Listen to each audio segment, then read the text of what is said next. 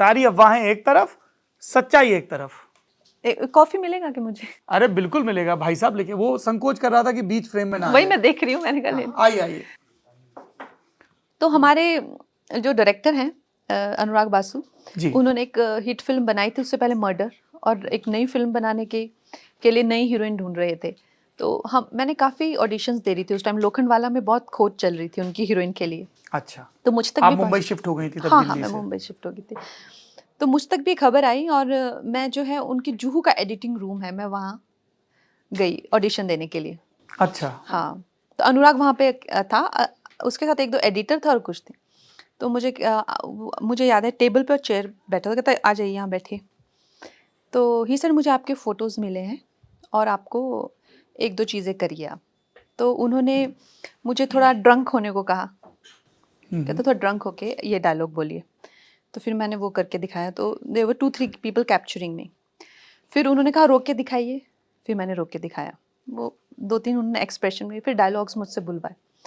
फिर उसके बाद मुझे भेज दिया, तो मुझे फ़ोन आया उनका, उन्होंने मेरा नंबर ले लिया था। फ़ोन आया, कहते ठीक है तुम यू गॉट द जॉब, हो गया तुम्हारा जॉब। तो मुझे बड़ी खुशी हुई, मैंने कहा यार काम मिल गया मुझे। फिर उसके बाद 2-3 दिन बाद मुझे फिर से उसका फ़ोन आया अनुराग का, कहता तेरी नौकरी गई। मैंने कहा क्यों? कहते भट्ट साहब नहीं मान रहे। तो मैंने कहा अच्छा। कहते वो कह रहे हैं लड़की बहुत छोटी है इस रोल के लिए, सिमरन के रोल के लिए बहुत छोटी इन द सेंस एज में छोटी है? एज में छोटी है, हद बहुत ज़्यादा छोटी है ये। और सिमरन एक वो महिला है जिसका एक इतिहास है, उसका फेस पे भी वो मैच्योरिटी होनी चाहिए, उसका एक इतिहास है, उसका एक बच्चा है जो हमें बाद में पता चलता है। She is a mystery. ये तुम कहाँ से ले आई इसको, ये तो छोटी बहुत है। तो उन्होंने कहा कि चित्रांगना को तेरा रोल मिल गया। तो अब मुझे ये बातें समझ नहीं आए, क्या इतिहास क्या कुछ, ठीक है गई नौकरी गई, हम फिर से और ऑडिशन दे रहे हैं। फिर 2-3 दिन बाद फिर से आया, तो कहता Anurag is a very funny kind of a person.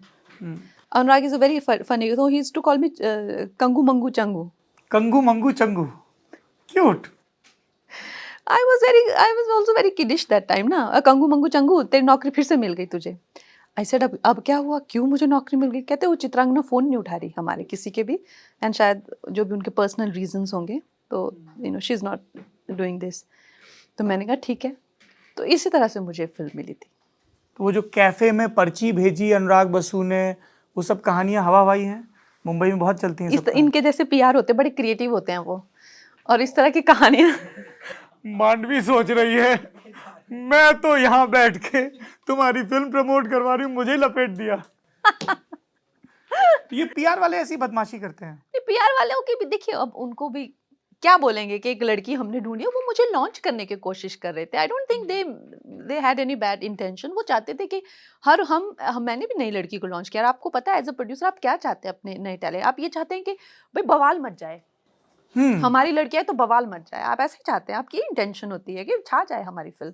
तो उनकी होगी कि हमने ऐसा एक नगीना ढूंढा है भाई, तो ये इस तरह की उनकी इंटेंशन थी। बाकी ऐसे आई डोंट सी कहानियां ऐसी फ्लोट की जाएं कि हमें एक लड़की मिली और अनुराग ने बोला यही मेरी हीरोइन है, और मैंने पर्ची भेजी और वो कर्ली बालों वाली लड़की वहां से जो स्माइल दी और हमने कहा रातों रात उसको हीरोइन बना दिया। वो सब ठीक है, एक था वो नैरेटिव। मैंने how does it affect me? Doesn't affect me in any way.